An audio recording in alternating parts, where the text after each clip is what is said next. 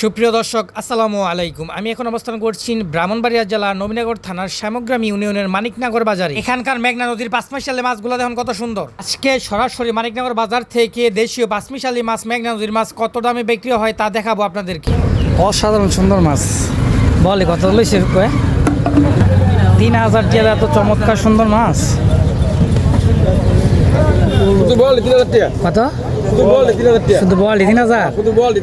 আর বাকিরি দুটি বল সহ সবগুলা মাছ 3000 টাকা জেলের কাছ থেকে কিনে 3300 টাকা শুধুমাত্র বলগুলা বিক্রি করলো, আর বাকিগুলা ফাও। দর্শক, এই জন্যই মুরব্বীরা বলে আমাদের এই দেশে কৃষক কুমার জেলের শ্রমের কোনো মূল্য নাই।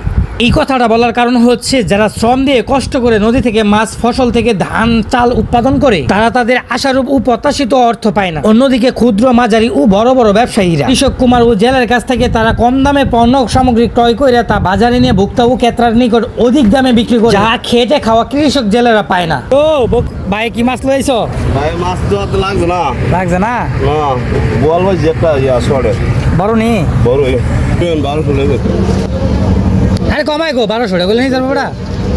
কই লয়ে যাবে দিলে দাম কইতে না, কাস্টমার আপনি